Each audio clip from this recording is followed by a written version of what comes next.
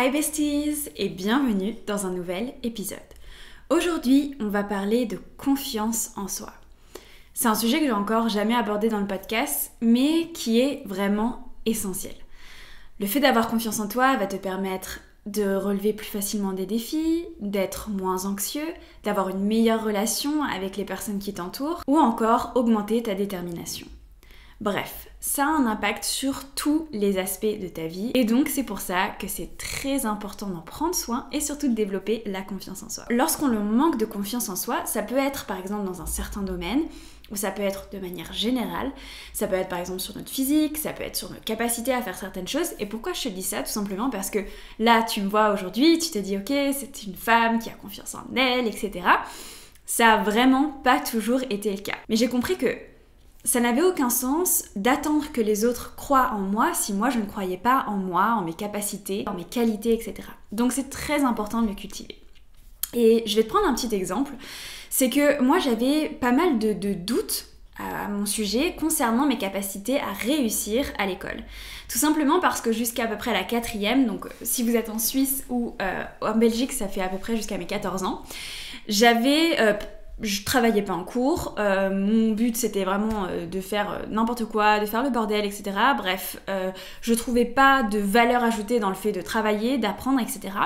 Et en fait, dans l'été de ma 4e à ma 3e, j'ai réalisé que si je voulais avoir la vie que je voulais avoir, si je voulais pouvoir avoir de l'argent, si je voulais pouvoir fonder une famille, que ma famille ne soit pas dans le manque, si je voulais pouvoir voyager, si je voulais pouvoir expérimenter les choses dont je rêve, si je voulais avoir le travail de mes rêves, il allait falloir que je travaille. Il allait falloir que je donne le meilleur de moi-même et que je sois la meilleure version de moi-même. Et ça a été vraiment genre une prise de décision. C'est pas du tout mes parents qui m'ont dit ok, bouge-toi les fesses, c'est vraiment moi qui ai eu cette prise de décision. Et à partir de ce moment-là, en fait, j'ai dû rattraper mon retard. Donc honnêtement, je travaillais comme une ouf en rentrant des cours, je travaillais comme une ouf le week-end, et en un an, j'ai réussi à remonter petit à petit, et à la fin de l'année, j'étais première de ma classe, et ensuite, je l'ai été pendant tout le lycée. Et pour vous dire qu'avant, c'était pas du tout le cas. Et en fait, moi, j'ai toujours eu ce truc où je devais bosser de ouf pour avoir des bonnes notes. Et donc, lorsque j'ai été prise à HEC, que j'ai fait ma première année à HEC, l'école de mes rêves, clairement, parce que moi, depuis que j'avais 16 ans, c'était en mode HEC ou rien. J'ai été prise à HEC et la première année, j'ai cru que j'avais loupé mes examens. J'ai cru que j'avais loupé mes examens tout simplement parce que j'avais mal regardé mes notes et donc pendant 2 mois, je pensais que j'allais redoubler. Tout simplement parce que je n'avais pas confiance en moi. Et donc c'est pour vous montrer que ce que tu penses de toi, ce que tu penses de tes capacités a un impact direct sur la réalité et ta manière aussi d'analyser ta réalité. Parce que moi, la réalité c'était que j'avais réussi mes examens, mais en regardant mes notes, je pensais que j'avais pas réussi. Me dites pas pourquoi, j'avais fait un mauvais calcul, pourtant je l'ai fait plusieurs fois, mais je l'ai fait plusieurs fois mal, tout simplement parce que dans ma réalité c'était je ne peux pas réussir directement mes examens parce que j'avais pas assez confiance dans mes capacités à ce niveau-là, au niveau études, etc. Et en fait, après, juste pour finir cette petite histoire, j'ai fait un travail sur moi-même, j'ai fait appel à un coach et j'ai travaillé sur moi-même et j'ai repris confiance dans mes capacités pour apprendre, confiance dans mes capacités de réussir mes études, etc. Et donc, c'est pour vous montrer que la confiance en soi n'est pas quelque chose d'inné, c'est-à-dire que tu ne nais pas avec. Ton éducation influe énormément sur ta confiance en toi, sur ce que tu as vu, sur la manière dont on t'a parlé, sur la manière dont tu as été éduqué, tu as été traité aussi, etc. Tout ça, ça va influer sur ta confiance en soi. Aussi, toutes les expériences de la vie que tu peux avoir, si tu as été entouré de mauvaises personnes, de mauvais amis, de mauvais copains, ça peut impacter sur ta confiance en toi. Donc tout ça a un impact et surtout, en fait, c'est plutôt un travail sur la durée. C'est pas genre un matin tu te réveilles, t'as confiance en toi, c'est plutôt ok, je vais travailler petit à petit pour prendre confiance en moi. Et donc selon moi, il y a différents aspects sur lesquels tu vas devoir te concentrer pour améliorer ta confiance en toi et aussi pour te redonner de l'assurance, parce que parfois tu peux douter, on peut tous avoir des doutes sur nos capacités, etc. Mais le fait de faire certaines petites choses va te permettre de renforcer cette confiance en toi. La première chose qui, je pense, est essentiel pour prendre confiance en soi. Et c'est très très important que tu en sois conscient et que tu fasses cet exercice, c'est d'identifier tes talents et tes qualités. Je ne veux pas entendre « mais moi j'ai pas de talent, mais moi j'ai pas de qualité ». Tout le monde a des talents, tout le monde a des qualités. Et il va falloir les identifier. Je pense par exemple à une de mes amies qui me disaient bah je sais pas, moi j'ai pas de talent particulier, etc. Il s'avère que à chaque fois que je pars en vacances avec elle, elle a une facilité à communiquer avec les personnes, à engager la conversation qui m'impressionne. Vraiment, cela m'impressionne. Et je lui disais, si tu as bien une qualité, c'est ta capacité à établir un contact avec les gens et à nourrir une conversation et à avoir une belle communication où les gens vont t'apprécier, les gens vont avoir confiance en toi, etc. Et c'est une très grande qualité. Qualité que je n'ai pas forcément, mais j'ai d'autres qualités. Je vais être quelqu'un qui va être discipliné, qui va être persévérant. Je suis aussi très empathique et sensible. J'ai d'autres qualités. Et il va être important d'identifier quelles sont tes qualités et tes talents. Et donc ce que je t'invite à faire, c'est avant tout, regarde quelles sont tes qualités. Arrête de te focus sur je ne sais pas faire ça, ça je le fais pas bien, etc. Si tu le fais pas bien, ok, bah tant pis. Comme je te l'ai dit, bon bah voilà, je suis pas très forte en orthographe, on m'a fait faire des dictées et des dictées, bon bah voilà. C'est pas mon truc et on s'en fiche complètement. Parce que moi je vais pas essayer de tous les jours de ma vie faire des dictées et de me dire ah bah je suis vraiment nulle. Non. Mais je vais plutôt aller me concentrer sur ces choses que je fais bien. Et c'est ce que je t'invite à faire. Fais la liste de toutes tes qualités. Fais la liste de toutes ces choses que tu fais très bien. Peut-être que tu cuisines bien, peut-être que tu as une très belle écoute. Il y a des personnes qui écoutent vraiment bien les autres. Peut-être que tu as une facilité à t'adapter aux différentes situations. Bref, il y a énormément de choses dans ta vie où tu peux être excellent ou excellente. Et c'est important de les identifier. Je pense que c'est vraiment la base parce que tu vas te donner de la valeur. Et c'est ça en fait, avoir confiance en soi, c'est se donner de la valeur. Je sais bien faire ça, je suis comme ça, je suis une personne positive, je suis une personne souriante, je suis une personne qui est en bonne santé. Tu vas renforcer ton estime de toi. Donc c'est vraiment la chose essentielle avant de faire quoi que ce soit, avant de parler de quoi que ce soit au niveau confiance en toi, c'est identifier tes qualités et identifier tes talents et te concentrer là-dessus. Te concentrer là-dessus pour devenir encore meilleur et te dire waouh, j'ai un potentiel de dingue, j'ai des qualités de dingue, c'est absolument génial et en fait ce dans quoi tu es doué, si tu les travailles encore plus, tu vas devenir encore plus doué et donc tu seras encore plus fier de toi. Donc ça c'est vraiment une des choses essentielles pour moi de la confiance en soi. La suivante, et celle-ci elle est fondamentale, c'est d'arrêter les discours négatifs. J'entends beaucoup trop, même il y a énormément de créatrices de contenu où j'aimais bien leurs vlogs, etc., que j'ai arrêté de regarder. Pourquoi ? Parce qu'elles avaient un discours interne, elles ont un discours intérieur qui est hyper négatif. Vous savez l'expression où les personnes elles ont qui fait ça, manger un petit déjeuner le soir, je suis vraiment trop bête. Non mais il n'y a pas plus con que moi que les trucs comme ça. C'est un discours intérieur qui est hyper négatif et hyper nocif et franchement, c'est à bannir et à arrêter. Parce que si tu passes ton temps à te dire que tu es bête, à te dire que tu es incapable, à te dire que tes choix sont mauvais, à te dire que tes choix ne sont pas pertinents, à te dire que tu es feignant, tu ne fais pas bien les choses, etc., ça ne va pas te faire progresser. Et comme je te l'ai dit avant, dans la petite expérience que je t'ai partagée, c'est que tes pensées, elles ont un impact direct sur ta réalité. Et donc, prendre soin de tes pensées, c'est genre essentiel. Vraiment, ça me touche même de dire ça parce que ça me fait vraiment mal au cœur de voir des personnes qui ont un discours intérieur qui est destructeur. Ça peut être carrément destructeur de te dire que tu n'es pas capable de faire ça. Même par exemple, ça peut être dans les relations de couple, que tu n'es pas capable d'aimer, que tu n'es pas capable d'être fidèle, etc. La manière dont tu te définis, c'est qui tu es ou qui tu vas devenir. Si tu ne fais que te dire que tu n'es pas discipliné ou si tu ne fais que te dire que tu es tout le temps en retard, tu seras tout le temps en retard. Et est-ce que ça sert à quelque chose de dire « Oh, je suis tout le temps en retard ?» Absolument rien. À part te définir et définir ton identité comme quelqu'un de retard. C'est très important de surveiller ton langage intérieur. Bref, je ne vais pas m'étaler 15 ans dessus parce qu'on a beaucoup de choses à voir ensemble. Mais ce qu'il va faire, c'est qu'il va falloir vraiment pour pallier à ça, c'est qu'il faut que tu prennes l'habitude de faire des affirmations positives. Je suis en santé, je suis belle, je suis intelligente, je suis passionnée, je suis persévérante, je suis disciplinée, je suis positive, je suis aimée et je suis aimante, je suis entourée d'amour, j'ai une facilité à communiquer, je suis entourée d'amis, j'ai des amis de confiance, je suis une personne de confiance, etc. Tu vas prendre des affirmations et dire je suis. Ça va permettre de changer ce langage intérieur, mais surtout d'implémenter un langage qui soit positif, qui donc va t'amener à avoir plus confiance en toi, à te sentir rassuré, à te sentir plus déterminé, à te sentir plus apaisé. Parce que tu vas prendre l'habitude et dire surtout à ton cerveau et donc à toi-même, je suis une bonne personne, je suis une personne de confiance, je suis une personne positive, etc. Et au lieu de toujours le marteler avec des trucs négatifs et des trucs qui te détruisent, tu n'as pas besoin de ça. T'as pas besoin qu'on te dise « Ah, je fais pas ça bien, etc. » Ça ne sert à rien, ça ne te fait pas avancer, ça ne fait pas avancer les personnes autour de toi, etc. C'est vraiment, il faut que tu vois tes qualités et que tu te les répètes et que tu changes ton langage intérieur. Changer ton langage intérieur te permettra de te sentir 1000 fois mieux à l'intérieur de toi-même. Ensuite, lorsqu'on parle de confiance en soi, il faut aussi savoir lâcher prise. Et ça va passer par accepter l'échec. Un échec, que ce soit un échec scolaire, un échec dans ton business, un échec dans l'atteinte de tes objectifs, etc. Par exemple, une perte de poids ou autre, ne te définit pas. Si tu n'atteins pas exactement l'objectif que tu souhaites, si tu n'atteins pas du tout l'objectif que tu souhaites, ça ne sert à rien de te blâmer. Pourquoi ? Tout simplement parce que te blâmer ne fera pas que tu vas approcher cet objectif. Il va juste faire que tu vas te sentir encore plus mal, encore plus désemparé, et donc tu passeras absolument pas à l'action parce que tu te sens mal et tu te sens au fond du trou, tout simplement.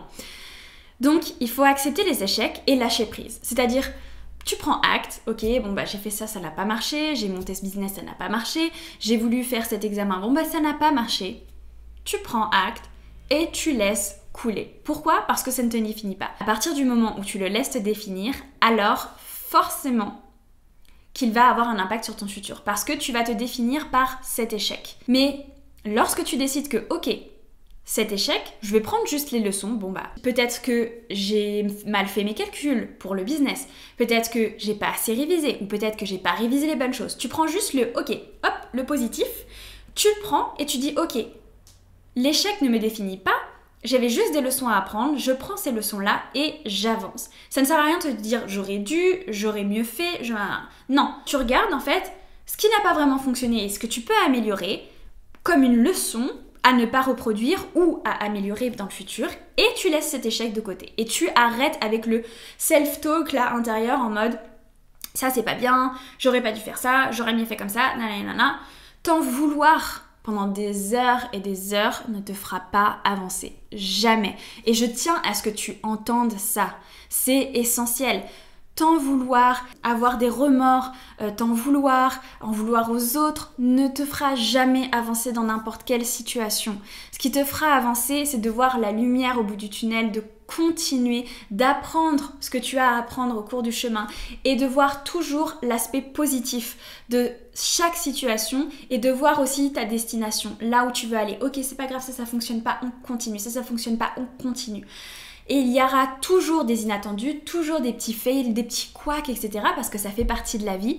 Mais ce qui est le plus important, en fait, toi, c'est pas réellement que tu aies ce petit couac, c'est que tu continues d'avancer, tu continues de persévérer et tu continues de vivre ta vie pleinement, de la meilleure manière qui soit pour toi, pour les personnes qui t'entourent, afin de réaliser tout ce que tu as envie de réaliser, afin de vivre la meilleure vie que tu puisses vivre. C'est ça qui compte. C'est pas le petit couac d'hier, le truc qui n'a pas fonctionné, même la relation. Si tu as une relation de couple qui ne fonctionne pas, etc., ce n'est pas grave, ça ne te définit pas. Ça ne veut pas dire que toutes tes relations de couple ne vont pas fonctionner.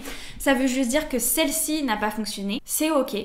Maintenant, tu peux passer à une autre étape de ta vie qui est redéfinir peut-être qu'est-ce que tu veux vraiment, qu'est-ce qui est important pour toi, essayer de comprendre ce qui n'a pas fonctionné, essayer de comprendre ce que tu peux améliorer pour toi, choisir la bonne personne la prochaine fois que tu rencontreras quelqu'un, pour aussi savoir dire non si ce n'est pas la bonne personne, etc. Mais ne laisse pas ces petits couacs de la vie, j'ai envie d'utiliser le mot couac aujourd'hui, mais voilà, ces petits échecs de la vie. Et pour moi, c'est même pas des échecs, c'est des petites épreuves. Voilà, je pense que le mot le plus approprié, c'est épreuve. Ne laisse pas ces épreuves te définir. Toi, tu continues d'avancer et tu continues d'apprendre. Ce qui est le plus important. Ensuite, il y a quelque chose que j'ai réalisé, c'est que on a tendance, et particulièrement les femmes, ça a été démontré dans plusieurs études, on a tendance à vouloir plus prendre soin des autres, prioriser les autres, mais négliger en fait le fait de prendre soin de soi, alors que c'est essentiel. Prends soin de toi comme tu prendrais soin de ton enfant, de ton chéri, de ta chérie, de tes parents. Si par exemple tu as un enfant, tu prendrais le temps de le coiffer le matin, tu prendrais le temps de lui mettre une petite robe ou un petit pantalon mignon, etc. Eh bien, fais la même chose avec toi. Je pense qu'on a tous eu déjà ce moment où on se regarde dans le miroir et on est là « Girl, you look good today ». Et ben, c'est ce feeling-là que j'ai envie que t'aies chaque jour. Alors, je te dis pas de te mettre sur ton 31 tous les jours, mais c'est juste prendre soin de soi. Prendre soin de tes cheveux, prendre soin de ta peau, prendre soin de tes vêtements. Ça peut passer par des choses simples. Vous voyez, aujourd'hui, j'ai un col roulé et un pantalon. J'ai pas non plus la tenue de l'année. Mais c'est une tenue dans laquelle je me sens bien, dans laquelle je me sens féminine, je me sens chic et confortable. Et dans un de mes objectifs dans le Wealthy January, je sais pas si tu l'as fait, mais en tout cas, j'avais mis comme objectif s'habiller 5 fois par semaine. Dans le sens s'habiller vraiment en tenue, comme ça, en tenue de ville. Pourquoi ? Parce que j'avais tendance chez moi à rester en jogging. Et en fait, le fait de rester en jogging, c'est pas non plus un truc de ouf, mais ça renvoie une image peut-être moins professionnelle de moi-même, moins classe, moins dans l'affirmation, dans le fait de se sentir bien, de se sentir femme, de se sentir élégante, etc. Ça m'enlevait un petit peu ça et j'avais envie justement de retrouver ça. Maintenant, là maintenant j'ai repris l'habitude et donc je m'habille tous les jours et voilà. C'est juste que c'est une habitude que j'avais perdue et donc j'avais envie de ramener ça. Et c'est ce que j'avais envie de te dire ici. La confiance en soi, ça passe aussi par le fait de prendre soin de soi. De faire du sport aussi. Faire du sport, c'est prendre soin de soi, de bien s'alimenter. Il y a tellement de personnes qui se sentent mal dans leur corps parce qu'ils vont être en surpoids, parce que ils ne vont pas se sentir à l'aise avec leur corps, parce qu'ils ne vont pas réussir à bouger, etc.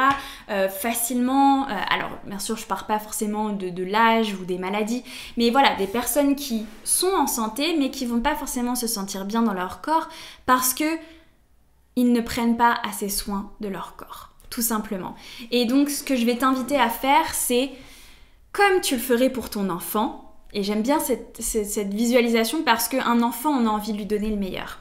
Mais c'est un peu la même métaphore que le masque dans l'avion. On dit toujours, mettez votre masque avant d'aider votre enfant. Eh bien, c'est exactement la même chose ici. Prends soin de toi, parce que plus tu te sentiras bien à l'intérieur de toi, au niveau psychologique, au niveau physique, plus tu auras une bonne digestion, plus tu seras bien en forme, etc. Plus tu te sentiras jolie, etc. Plus tu vas rayonner, plus tu vas pouvoir donner aux autres, plus tu vas pouvoir aider les autres. Et en fait, c'est vraiment essentiel. Prends soin de toi. C'est essentiel. Vraiment, il faut arrêter de penser qu'il n'y a que le superficiel. Tu vas te regarder dans le miroir, tu vas être fière de toi, fière de qui tu es. Fière de comment tu te tiens, fière de comment tu portes tes vêtements, fière de ce à quoi tu ressembles aujourd'hui. Et c'est vraiment bien d'avoir ces sentiments-là parce que ça va ramener en fait de l'estime de toi. Et donc ça va te permettre d'être beaucoup plus confiante dans ta journée, de pouvoir passer au-dessus des obstacles, de pouvoir plus facilement te sortir de ta zone de confort parce que tu vas être rassurée à l'intérieur de toi et confiante à l'intérieur de toi. Ensuite, la confiance en soi, comme je te disais, elle passe par le fait de prendre soin de soi, par le fait d'avoir des affirmations positives à l'intérieur de toi, par le fait de se concentrer sur les talents, etc. Donc ça, c'est tout un travail interne. Mais ce qu'il faut être conscient aussi, c'est que ton entourage joue énormément. Et donc si tu as un mari, une femme, un copain, une copine, une voisine, une tante, une mère qui va avoir un discours négatif à ton sujet, qui va avoir un discours qui va te dénigrer, qui va te rabaisser, qui va avoir un discours qui te dévalorise, tout ça, ça va diminuer ta confiance en toi. Et je pense particulièrement à la famille parce que tout simplement, la vie de nos parents, il est très important pour la plupart d'entre nous. Même si parfois tu peux ne pas être d'accord, moi je sais que des fois je peux ne pas être d'accord avec ma maman, mais son avis compte quand même. Et donc, c'est important de savoir aussi dire non. Je ne veux pas ton avis, je ne veux pas ton ressenti. Et aussi de savoir couper des liens avec certaines personnes. Si par exemple tu as une amie qui va tout le temps te rabaisser, qui va jamais être trop contente quand les choses marchent pour toi, ou quand ça va pas, elle sera toujours là, mais par contre quand ça va, elle s'en fiche, elle écoute pas. Il y a des personnes, il y a énormément de personnes comme ça. Ces personnes-là, tu les laisse loin de toi. Et franchement, c'est pas quelque chose d'évident. Je vais pas te dire dans ce podcast, ah oui, moi c'est quelque chose que je fais hyper facilement. Franchement, recaler des personnes et s'éloigner des personnes, c'est pas quelque chose qui est évident à faire parce qu'il faut aller dans la confrontation, etc. Mais parfois, si c'est le cercle familial, ce que je peux te conseiller, c'est de juste, par exemple, mettre de la distance, de voir un peu moins ces personnes. Tu peux garder un contact de temps en temps, mais de voir un petit peu moins ces personnes. Tout simplement pour que leurs pensées et l'emprise qu'elle peut avoir sur toi et l'impact qu'elle peut avoir sur toi s'éloignent et que tu t'entoures principalement de personnes qui veulent ton bien, de personnes qui veulent que tu réussisses, de personnes qui veulent que tu t'épanouisses et qui vont être là à t'encourager. Donc c'est autant soit entoure-toi d'amour que communique cet amour aux autres. Sois cette personne bienveillante et entoure-toi de personnes bienveillantes.